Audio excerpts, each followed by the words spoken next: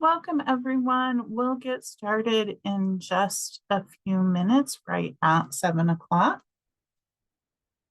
Until then, feel free to get settled in, grab a drink or a snack. Um, you can put in the chat where you're joining us from.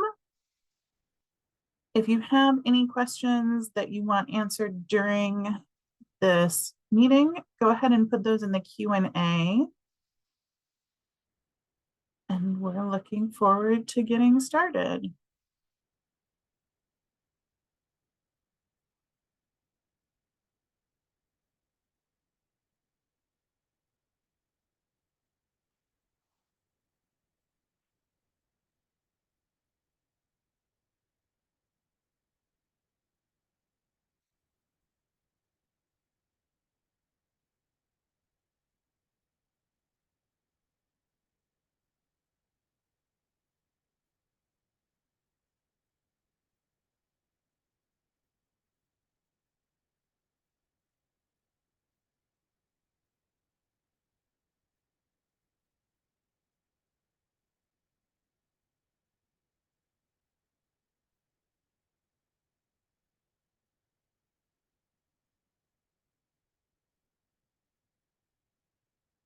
Welcome, everyone. As you're joining, we will get started right at 7 o'clock. Until then, feel free to use the chat to let us know where you're joining from. Also, just so everyone knows, we are recording this meeting. Oh, and it looks like the chat is showing as disabled. Thank you for letting me know that, Barb. I will try and fix this. Um,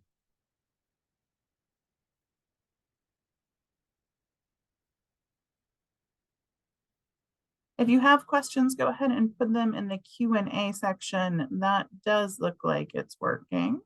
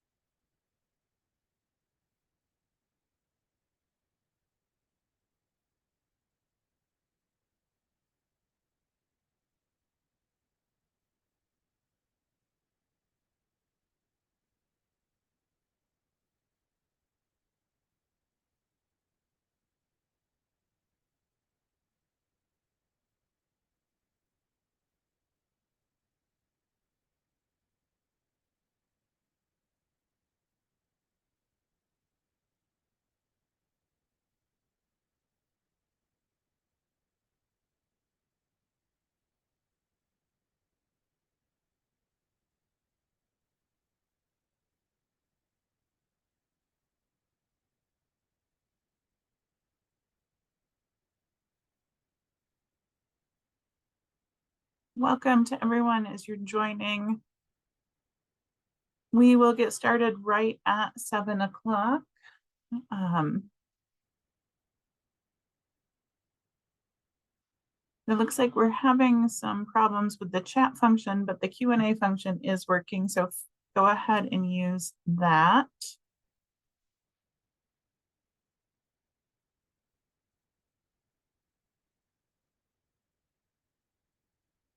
Hmm.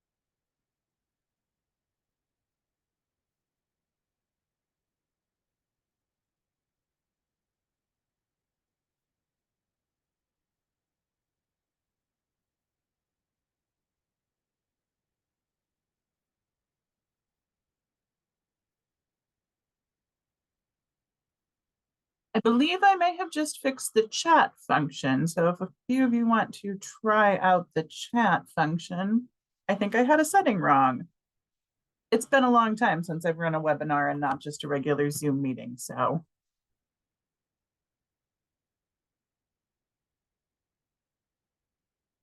Yes, it looks like the chat is working now.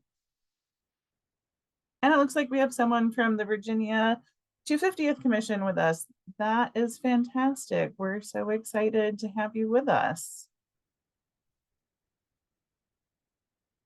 So now that the chat is working, we're going to go ahead and move conversation over to the chat, and we're going to leave the Q&A for questions that you want me to answer at the end. And that's just so that we don't lose your questions in the chat box.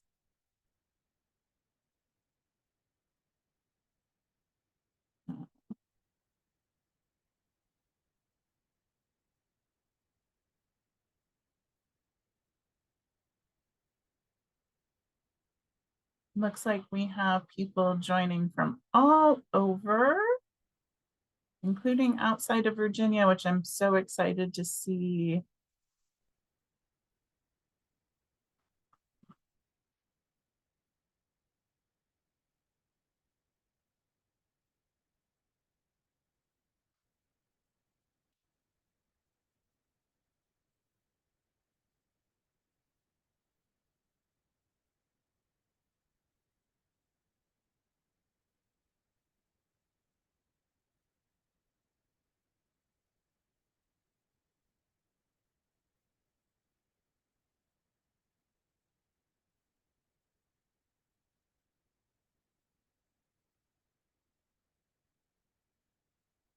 I'm going to get started in just 1 second.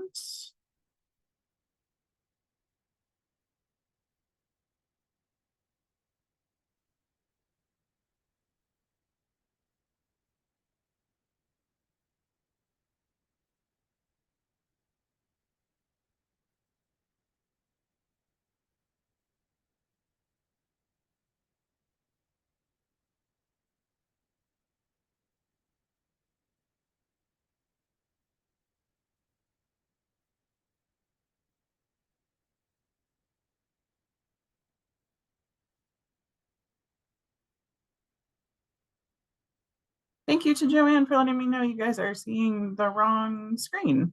You guys don't need to see all of my notes. You just want to see the pretty one. There we go.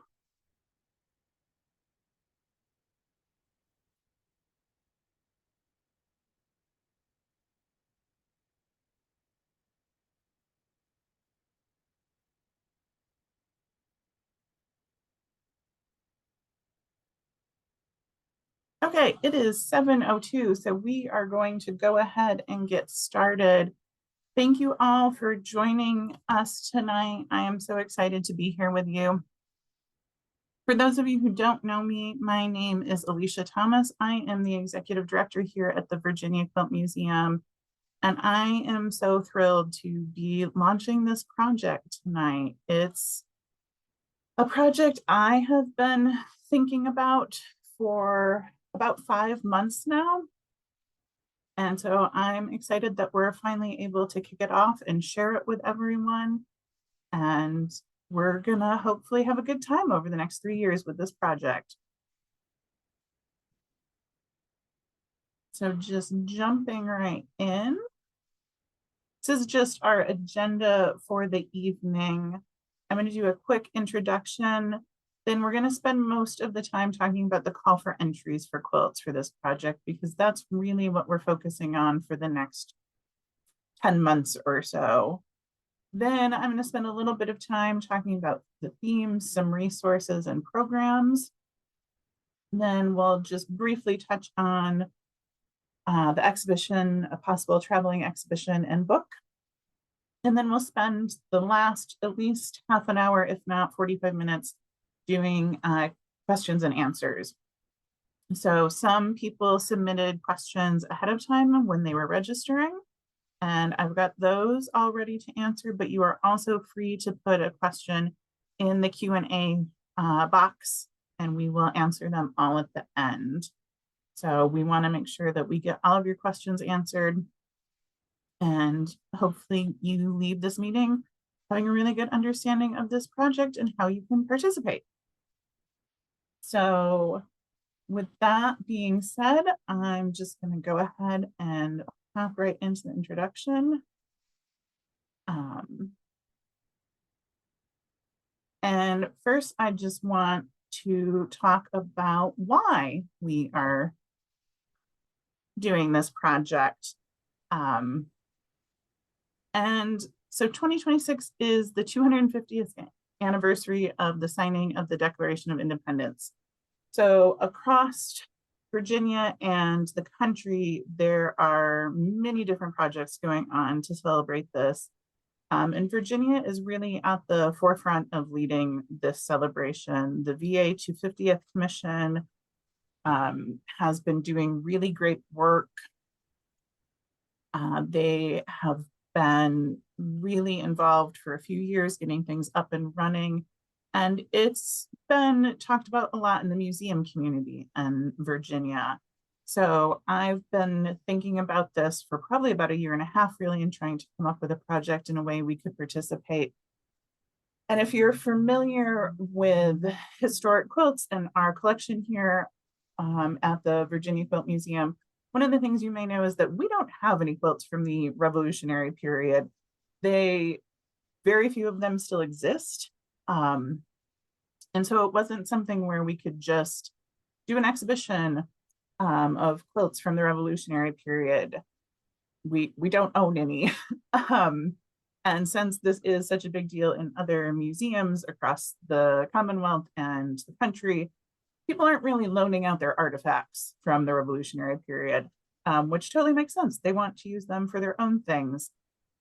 So looking for an idea, and then this past summer, I was chatting with a member, and this idea kind of came out of that conversation. It's changed a little bit, it's grown a little bit, and it's ambitious, and I think we're going to have a great time doing it.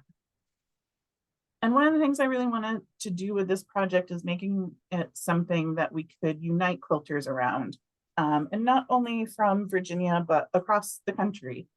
So if you've read the full call for entries that's on our website, you will see that you do not have to be a resident of the state of Virginia to participate in this. So we're hoping that people from all over participate.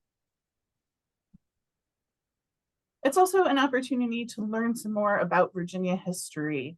And this is especially exciting for me. If you know me, I did not grow up in Virginia. I've actually only lived here since I started this job at the Quilt Museum.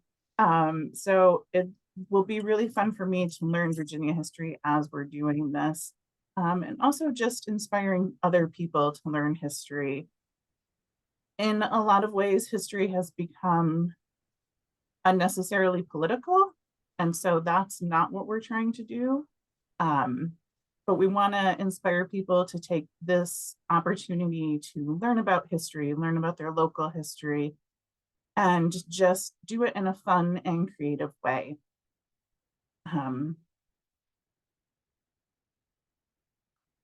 And that works really nicely with my background. My background is as a historian. I have a bachelor's degree from Michigan State University in American history and a master's degree from the University of North Carolina, Wilmington in public history. So history is definitely where I come into museums, and I'm excited to bring it into this project. I also wanted to find a way that we could kind of give a nod and acknowledge the bicentennial from 1976 and the revival of quilting that came around with that. If you were around for the bicentennial, I would love to hear your stories. But really the modern quilt movement was born out of the 1970s and everything that occurred around the bicentennial. So this project is just a little bit of a way to acknowledge that and recognize that. And maybe that's a fun topic for someone to portray in a quilt.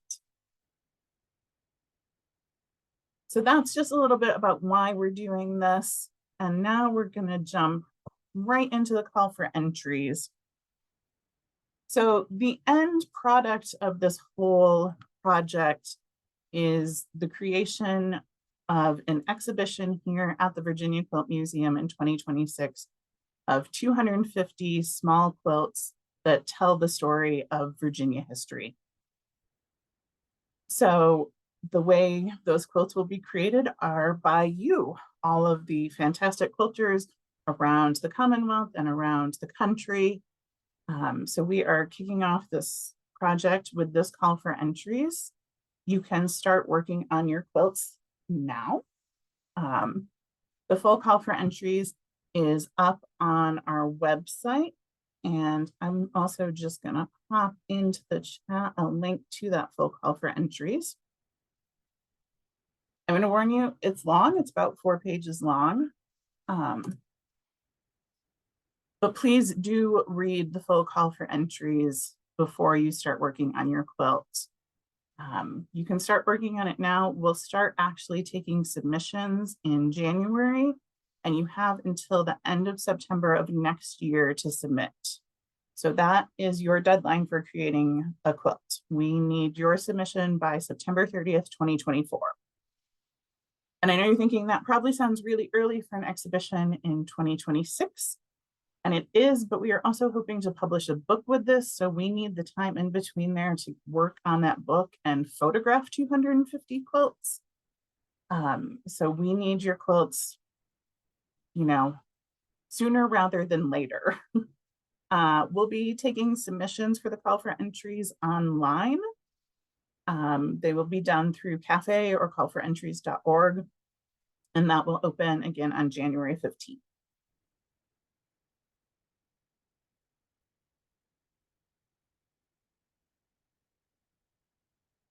Just a little bit more about the timeline for the call for entries. So you guys will all submit your quilts by September 30th. We are going to do a pretty quick turnaround, and we will notify you by November 9th if your quilt is accepted or not. And then we also need those quilts in a pretty timely manner, again, to work on this book. So we need your quilts by the beginning of December of 2024. We need them physically here at the museum. And you'll be able to deliver your quilts in person or ship them. Either one is fine. Shipping them, you know, as soon as you get the acceptance, go ahead and get them in the mail to us. If you're hand delivering them, we have 3 dates we're going to ask you to hand deliver them on so that we're not overwhelmed.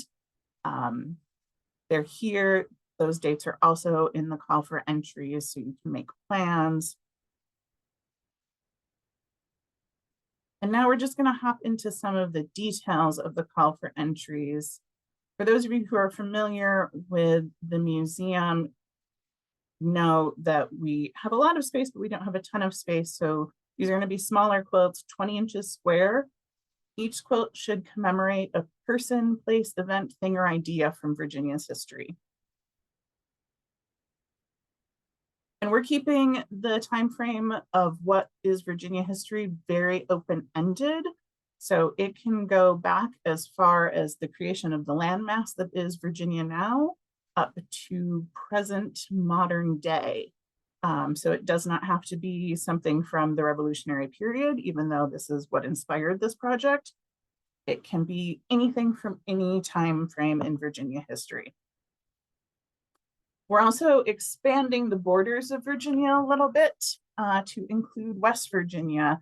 And that is because until 1863, West Virginia was part of Virginia. So we didn't want to ignore them. We also love our neighbors. If you're familiar with the Quilt Museum, we're in Rockingham County. So we are right next to West Virginia. I can be in West Virginia in about 20 minutes. So we wanted to include them, and we didn't want to make it more complicated and say only West Virginia up until 1863. So West Virginia history, including modern history, is also great.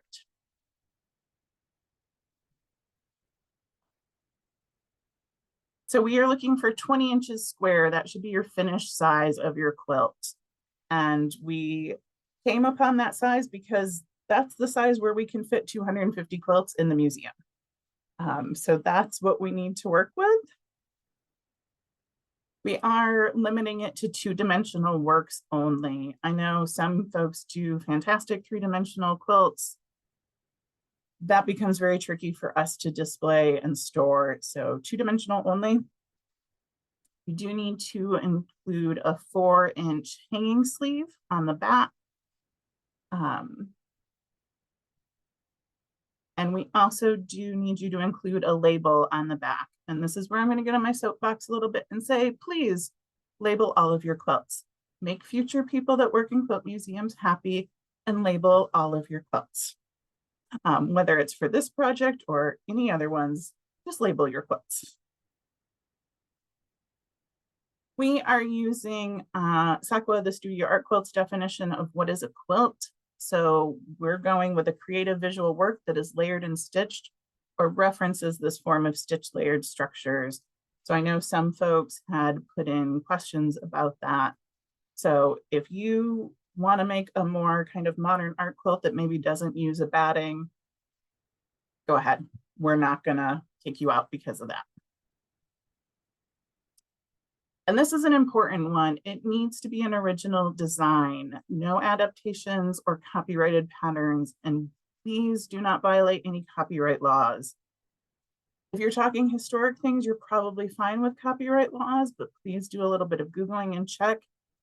Anything in the since 1970 onward, be really careful with copyright laws if you're replicating a picture. Even if it's something from a publication, just reach out to that publication and see what they say. We want to be really respectful of creators and their rights and publications. So just make sure you're not inadvertently violating copyright laws. And if you have questions, we'll be happy to help with those. There are some don'ts. The big one is please do not use glitter, because if we get one quilt with glitter, we're going to end up with 250 quilts with glitter and a museum covered in glitter, and that we don't want. If you're doing embellishments, make sure they don't protrude more than 1 inch from the quilt in any direction. So if you're using beads, or if you're doing trapunto or another type of stuffed quilting, make sure it stays within 1 inch of the quilt. And that's again, just for our ease of displaying them and storing them.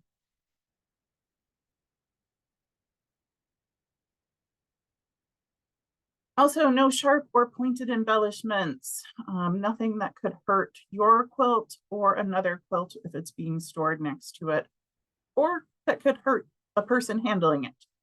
So just, you know, don't put anything too sharp and metal on there for us.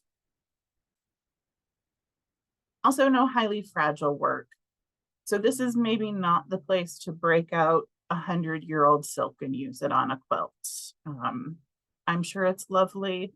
We need something that's going to last for at least a couple of years. These will be on display for 6 months, so it needs to last through that. And we'll have them for about 1.5 years before they even go on display. So just make sure nothing's too fragile in what you're producing. Who can participate?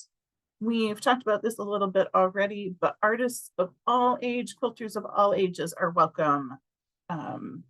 So if you have kids or grandkids or know young people who are getting into quilting, please encourage them to work on a quilt. We really want to see as many people participating as we can. We ask that you do reside within the United States, and this is really just for our ease when we're shipping back 250 quilts. International shipping is a lot, and we just don't have the staff capacity to deal with it. So we need people to reside within the United States so that we are shipping quilts back to the United States. You can submit up to 3 pieces. So if you have more than one idea, you can submit up to 3. There is an entry fee. The entry fee is $40 and that includes up to 3 pieces. And that entry fee is non-refundable. And you'll pay the entry fee when you submit your entries through CAFE.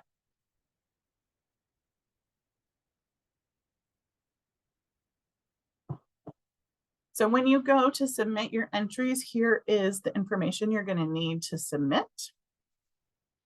Your contact info, your basic name, phone number, email address, the title of your piece.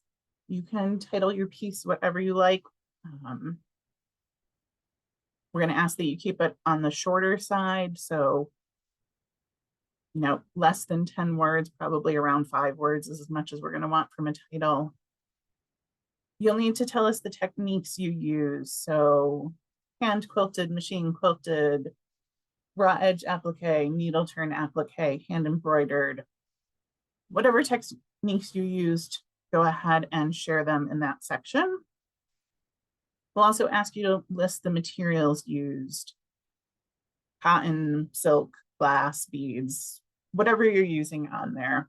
We just need to know. You're also going to be asked to select which theme you are representing. We'll talk about themes a little bit more, but there are 4 themes that we're asking you to work within. So you'll just need to pick which one of those 4 your quilt goes under. And then we're going to ask you for what is represented in your piece. And this is just a very short, factual place. So Battle of Yorktown, Patsy Cline, Natural Bridge. That's all we're looking for here. We then also are going to ask you for a statement on why you think this is important to commemorate this person, idea, event from Virginia history. Again, we're not looking for paragraphs here. I can tell you that most museum labels are about 150 words, and even at only 150 words, no one reads all of them. So this is just a short couple of sentences. 3 to 4 sentences will easily get you to 150 words. So just be thinking about that while you're working on your quilt. I wanted to talk about images a little bit. You'll need to submit 2 images with each submission. One is going to be a full front view of the quilt so we can see the whole quilt. And then we're going to also ask for a detail image so that we can see a little bit of your work closer up. It is really important that you make these pictures the best quality that you can, because these are how we're going to be judging your quilts and picking which quilts go into the exhibition and book. The Studio Art Quilt Associates, Sakwa, our friends, have really great tips for photographing quilts on their website. We've got a link to that on our website under the call for entries. We're also happy to answer questions about that and give you some tips. Also, your local quilt guild can probably offer you some tips on photographing. Just make sure they're the best quality image that you can, and that we can see the full front of the quilt in one, and then a detailed image. So that is the nitty-gritty of the call for entries. Now I'm going to talk a little bit about the themes. And as I mentioned, we have 4 themes that we are working with. And this is just to help people think about topics. It'll also be how we organize the exhibit and the book. And these themes are variations of themes that were put forth by the American Association of State and Local History. AASLH is a national organization for museums and historic sites, and they have been on the forefront of the 250th anniversary with the VA 250 committee and other places. So they actually have 5 themes that they're suggesting. We took 4 of them, made a couple of small changes to them. And these are the themes we're suggesting that you work around. So, unfinished revolutions. This one is maybe the most linked to the American Revolution. You see this quote here from the Declaration of Independence, and it's kind of that last part where unfinished revolutions come in, the life, liberty, and pursuit of happiness. So unfinished revolutions is where we're going to talk about big ideas and movements. And this is where we're going to talk about some sticky things in our history, from slavery and the rights of Indigenous Americans, temperance, women's suffrage, voting rights. All of those things had an impact on Virginia. They all had events happening here in Virginia, and we're going to talk about them. So it can be a movement, a person, it can be a specific event, it can be an idea represented by one of these movements. And these are just some of them. There are so many more. So think about how we're still trying to fulfill that idea of life, liberty, and the pursuit of happiness for everyone. We the People is maybe the most basic theme, but what a fun one. And this is where we get to talk about people and all of the different people that call Virginia home and that call themselves Virginians. So think about who is a Virginian and how has that changed over time? Who got to call themselves a Virginian during the American Revolution? Who gets to call themselves a Virginian now? Who gets to decide who does that? And while you are welcome to do a famous person, I mentioned Patsy Cline already. She was born up in Winchester. There have been 8 presidents from Virginia. We're going to have quilts that represent them, I'm sure. That's fantastic. They also don't need to be famous. So it can be someone that was a local hero, an artist, a writer, maybe a really influential school teacher, anything like that. It doesn't have to be someone famous. The next theme is the power of place. And so this is where we can talk about the environment. And environment can be a natural environment or it can be a built environment. So if you want to celebrate your town or your city or the rural area that you live in, this is the place where we can do it.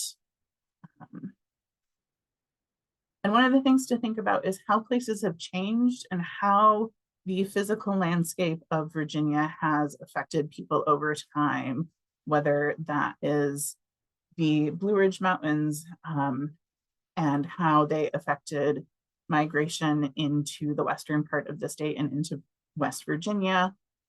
Think about how places have also been altered over time, either just by nature or by us as humans building things. So if you are a person who likes making landscape quilts, this is probably going to be a fun place for you to play around in. And I think we're going to see some really stunningly beautiful quilts come out of this theme. And then our last theme is Virginia experiments. And so this is where we get to talk about some of the really fun ideas and inventions and advancements that have come out of Virginia. So one of the fun things I have already learned while doing a little bit of just preliminary research for this is that chapstick was invented in Lynchburg. So I'm really hoping someone submits a quilt about the guy who invented chapstick or about chapstick in general. But also think more modern things. I mean, there's so much in Virginia that has led to national and international things. We have the NASA Langley Research Center and all of the things that came out of there for the space race and are still continuing to come out of there with advancements in aerospace engineering.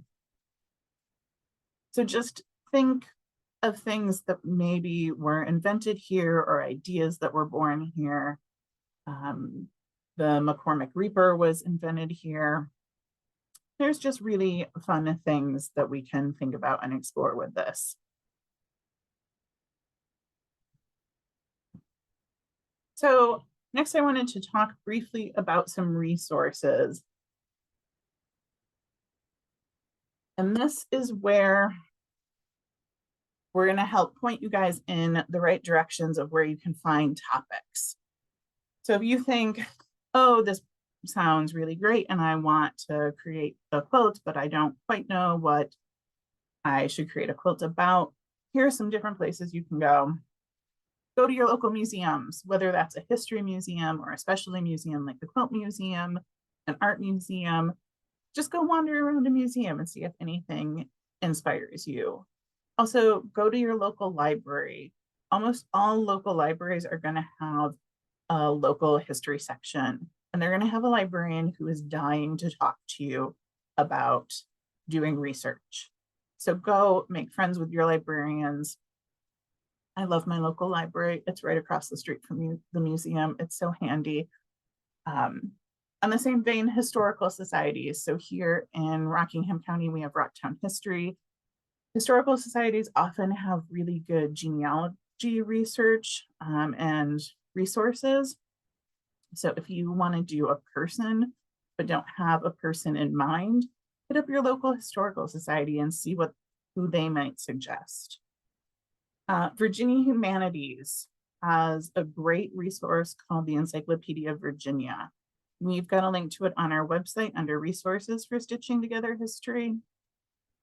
You can find people, places, ideas there. If you're looking for an idea, I highly recommend going to the Virginia Humanities website and then over to the Encyclopedia of Virginia, and you will find something. Also, the VA 250th Commission website. They not only have great resources themselves, but they also have links to events across the state for the 250th. And it's really nice because you can search by your locality. So if you're here in Virginia, you can search by your county and see what's happening in your county and maybe go to an event and get some inspiration. Also, if you're a more auditory learner and you learn better through listening than opposed to maybe reading, find a podcast.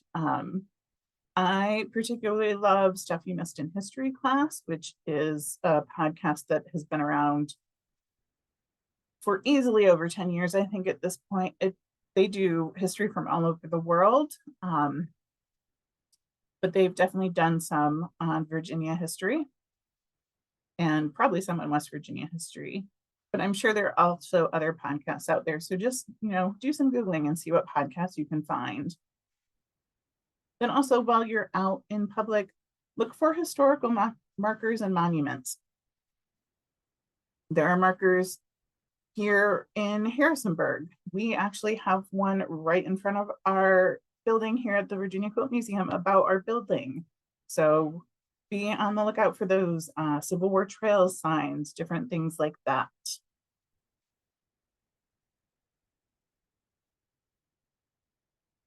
Next up is programs, and programs are going to be a resource that we, the Virginia Quilt Museum, are going to be providing to you. So one of the things we're going to be doing is I will be hosting monthly office hours. So these are going to be virtual Zoom meetings. They're going to alternate between weeknights and Saturdays, and they're meant to just be informal times where you can pop in and chat with me. And it's going to be your best place to get questions answered. I'm also hoping that they become little group meetings where you can share ideas and bounce ideas off other folks and get help with anything you're looking for. Thanks to funding from the VA 250th Commission, I will be able to travel across the state to have some meetings. These haven't been scheduled yet, but I will be doing 3 visits across the state, one up to Northern Virginia, one probably in the Richmond area, and one down in Southwest Virginia. And we're hoping that those will happen in the early spring. And for those, the plan is that I'll just be at a quilt shop and you can come talk to me and spend a day talking to other quilters about this project. The one thing we do know that I will be doing is I will be at the Mid-Atlantic Quilt Festival the entire time. The museum typically has a table there. We'll be doing that again. If you've ever been to the Mid-Atlantic Quilt Festival, we are in the lobby of the festival. We're generally kind of near the Quilts of Valor table. And we will be there with information. I think some members of the advisory committee will be joining me there. So it'll be a great place at the end of February to, if you happen to be there, pop by, maybe get some swag that we're hoping to have, and just answer any questions that you have, or just come say hello. I'm there for 4 days. Please stop and say hello. We're also going to be hosting 6 more webinars. And those webinars are going to be really great resources to help you guys find some topics. So in January, I'll be hosting another one kind of on how to do historical research. I'll be joined by a librarian and hopefully someone from a historical society so that we can talk about how to use all of those resources. And then we're going to dive into each of the themes with at least one webinar. I thought I had a slide in here listing them out, but it doesn't seem like I do. But those will be really good. I'm working on scheduling those webinars right now, and we will hopefully get those posted by the end of the year. Here just really quickly is a listing of the office hours. These are all on the website under Stitching Together History, under events. You can register for all of them now. For office hours, you can also just pop in. You can see the first one coming up is in December. That's really soon, actually. So it's Thursday, December 7th from 7 to 8 p.m. It'll be on Zoom. And we'll just chat and I'll answer any questions that come up. So the exhibition, this is really the culmination of this project. Will be an exhibition here at the Virginia Quilt Museum of 250 20-inch quilts. We are aiming to open it to the public on July 4th, 2026. It will be up for 6 months, so up through the end of the year. It will take over the entire museum. You should see the number of floor plans I have, trying to figure out exactly how many quilts and what size they needed to be to get it to fit 250 quilts into this museum. But we can do it. It's going to be incredibly fun. I'm hoping that July 4th, 2026, we can just have a big old party to celebrate this exhibition and celebrate all of you who are creating quilts. So, you know, maybe go ahead and pencil that into your calendar if you're already planning ahead for 2026. We are also hoping to offer a traveling exhibition after the exhibition ends here at the museum. The traveling exhibition will not be all 250 quilts. There are very few places that would be able to display that many quilts.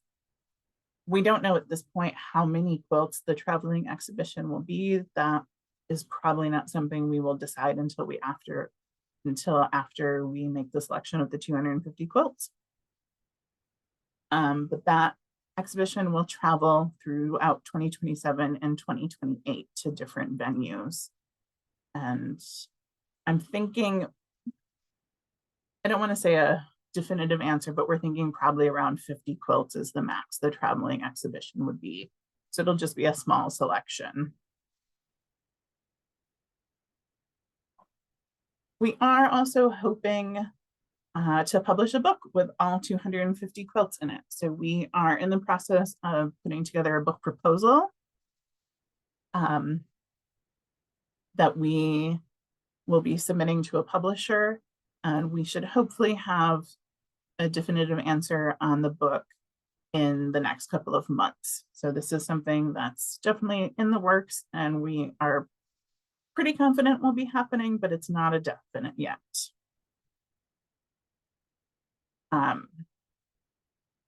And again, the book is why we need your quilts early, so that we can work on this on the book and have it ready to go when the exhibition opens here in 2026. So, okay. The good news is we're doing well on time. It is 7:40. I am going to hop into answering questions that were submitted ahead of time. I do see we have some questions coming into the Q&A box. Go ahead and keep submitting questions. We will answer all of them.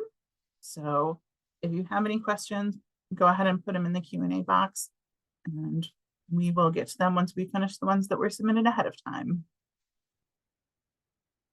So Barbara L. from Yorktown, Virginia asked if you can submit more than one entry, and we already answered this, but yes, you can submit up to 3. So that is an easy one. Kelly D. from Leland, North Carolina asked if you have to be a current resident to participate. And again, we already answered this one, but no, you do not need to be a resident of Virginia. We do ask that you reside within the United States, but that is our only requirement. Linda A. from Timberlake, North Carolina asked if she can work with silk. Go for it. Just once again, no glitter. I know you guys are probably laughing at me that I'm repeating this no glitter thing a lot, but someone at one point came in wearing something with glitter, and we're still trying to get it off a historic quilt. So it's a problem. Regina Y. from Midlothian, Virginia asked if a raw edge fused collage quilted in traditional binding be acceptable. Yes, that sounds great. I think we'll probably see a lot of raw edge applique, a lot of fused work. Traditional binding is fine. However you want to bind your quilt is fine. Kath H. from Alexandria asked if it needs to be the traditional form of 3 layers with the top batting and backing. And we talked about this already, but we're using the Sakwa definition. So again, if you want to skip that 3rd layer and just do a top and a back, so that you can really kind of quilt the heck out of things without having to worry about batting bunching up, go for it. Barbara Ann from Lynchburg asked if she's a beginner quilter, if she can still participate. And yes, please do. You guys have over 9 months to create a quilt. So take your time, make the best quilt you can, but you do not need to be an expert quilter. We encourage people of all skill levels and all ages to participate. Virginia B. of Huddleston, Virginia asked a really important question of how will quilts be selected? Is it based on a rubric or traditional judging standards? So quilts will be selected by the advisory committee for this process. You can see who's on the advisory committee on our website. I think we have about 8 people right now. They are quilters and historians from across Virginia. And so they will be making the decisions with me. It will be based on a rubric. We don't have that rubric finalized yet, but it will be balancing the craftsmanship along with the topic represented.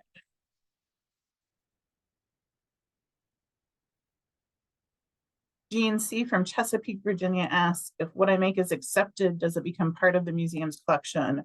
And this is another very important question. The short answer is no.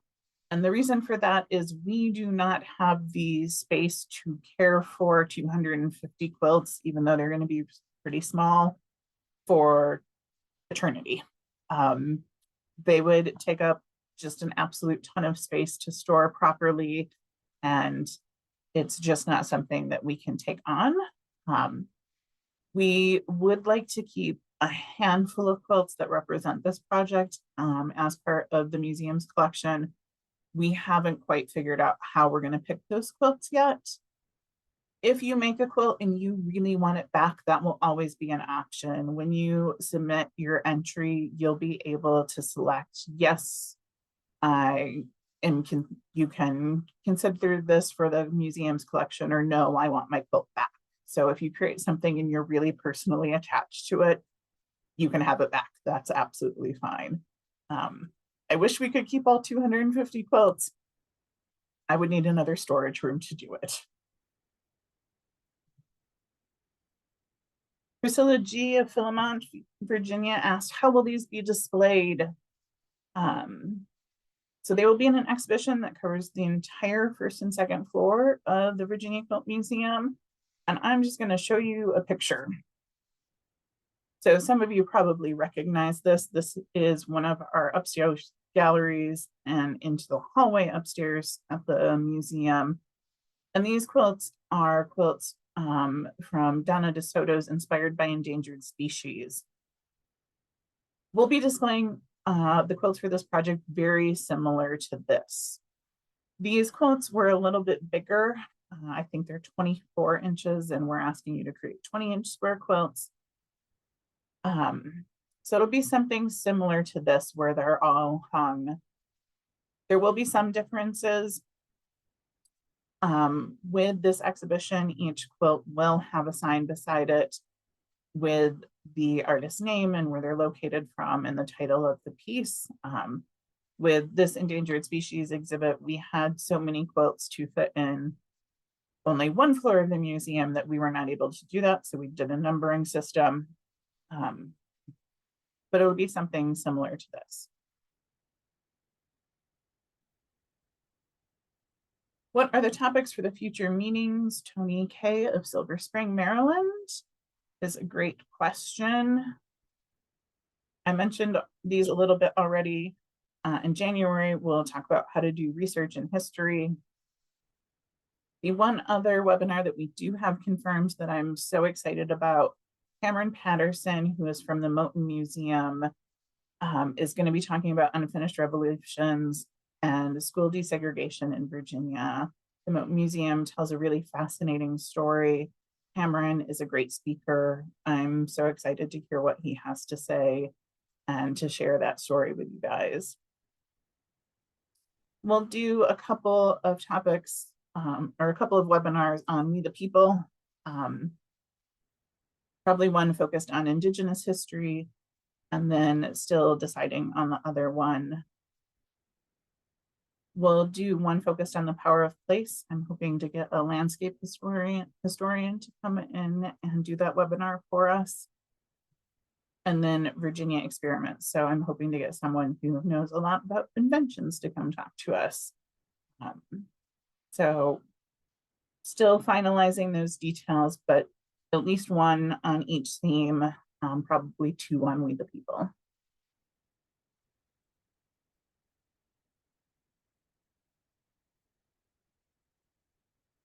And then Mickey G of Warrenton asked another really great question of, can our observations of a theme be critical, or are you focusing on the positive attributes of Virginia for this project?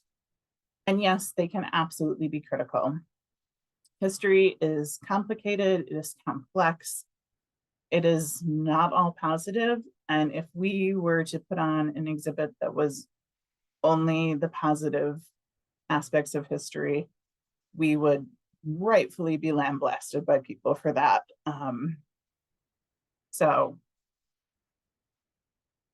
feel free to dive into those, hard topics, those sticky topics, and talk about the things that maybe make us uncomfortable. So now we are gonna hop into the Q&A from you guys live. I'm gonna stop sharing my screen so that you can just see me. And I'm just going to look at the questions. And we'll just go ahead and answer them. So Margot asked, the fabrics of today are much brighter than the fabrics of the Revolutionary era. Where would we find such fabrics? That is a great question. There are some places where you can find reproduction fabrics. I think probably your best bet is just to talk to your local quilt shop about what specifically you're looking for and see if there's anything specific you need to find. But you also, it's not limited to, you don't need to be using reproduction fabrics or making it look like it's from the Revolutionary era. So, you know, use whatever fabric you like and what speaks to you. Barbara H. asked your policy on AI, and that's a great question that I don't have an answer to right now. I'm going to need to talk to my advisory committee on that, and we'll get back to you.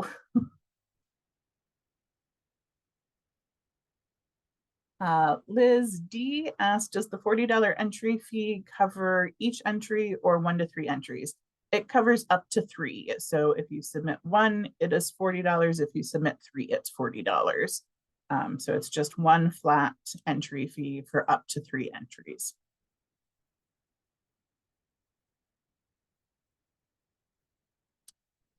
Jean asks if you can have words on the quilt.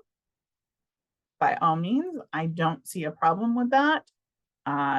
If you put a blatant swear word on there, we're probably not going to accept it because this is meant to be a family-friendly exhibition and book. So, you know, PG-13 at the most. But just other than that, words that represent things, names of people, absolutely fine.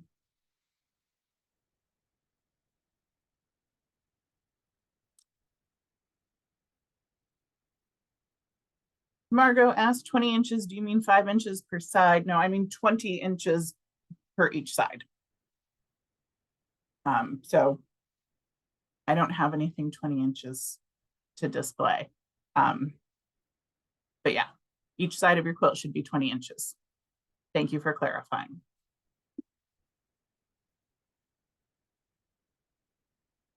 Kathy asked, is it okay to submit a quilt with the same theme someone else is doing? Yes. There's no way we're going to get around not having duplicate submissions. I have just finished creating a form where you can share what topic you're thinking of making a quilt about, and that will put your answers into a spreadsheet that people can access, so you can take a look and see what other people are working on to maybe eliminate some of that. But I think there's just, with a project this big, there's no way to eliminate people having duplicate ideas. And that's also not to say that we're only going to accept one quilt for a topic. It's going to depend on what is all submitted. So yeah, I think if there's something that really speaks to you, you should go ahead and do it and not be super concerned with what other people are submitting. Kathy asked, may 2 people collaborate on a single quilt? I don't see why not. Just make sure when you're doing your submission that you're crediting everyone who worked on it. I would love to see some collaborations. I would love to see some collaborations with maybe some younger quilters, some beginning quilters, some kids. You know, this would be a fun thing to involve your kids or grandkids in. So yeah, no problem with collaboration. Ellen asked if each of the webinars are going to be recorded and available for viewing later. Yes, so this webinar is being recorded. All of the future webinars will be recorded and they'll all be posted to our YouTube channel. So if you aren't able to come to a live webinar, you'll still be able to partake and learn from it. Pat is asking, can we use purchase patches in the theme of the quilt? Yeah, I don't see a problem with that. You know, if that's works with the topic that you're representing, go ahead for it. Beth is clarifying what years and specifically which years for West Virginia. And you can do any time period. So back a million years, a billion years to present day. And that goes for West Virginia as well. We're keeping the time period very open-ended. So West Virginia was only part of Virginia until 1863, but we're just going to include all of it.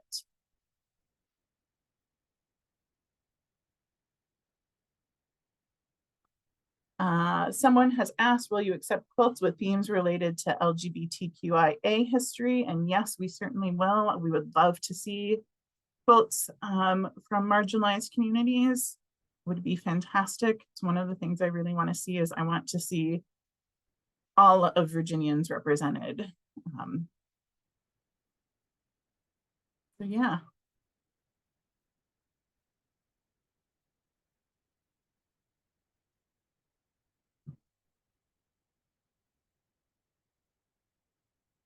Are there, it looks like I've answered all of the questions. I'm scrolling through the chat for a second to see if there's anything else.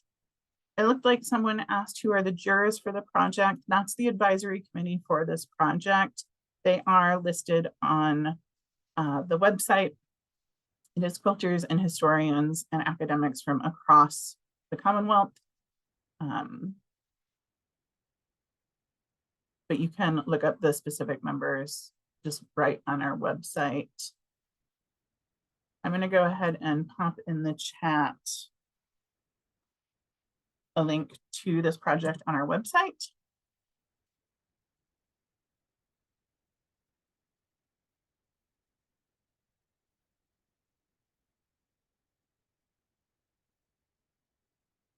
It looks like some folks were sharing resources in the chat. That is great.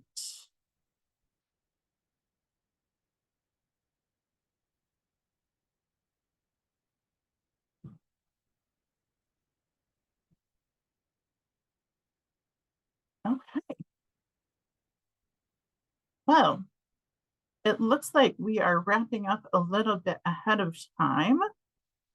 I'm going to stay on for another minute or so. If anyone has any other questions, go ahead and pop them in the chat or the Q&A section. Again, please take a look at our website. We've got a whole bunch of resources there. This recording will go up on our YouTube channel probably Friday. Give us a day to get it processed and get up there. All of the future webinars will go up on the YouTube channel.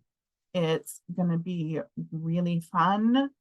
And please don't hesitate to reach out with questions. Come to the office hours. Stop by the museum. If you happen to be local or passing through Harrisonburg. We're open Tuesday through Saturday, 10 to 4. And yeah, that is going to do it. I'm going to stop the recording, but I'll stick around for a few minutes if anyone has any other questions. Alicia, I think there is one question about posting future webinars on the website. Oh, thank you, Kate. That voice was Kate Reed, our curator here at the Quilt Museum. She's been lurking in the background, helping me with answering questions.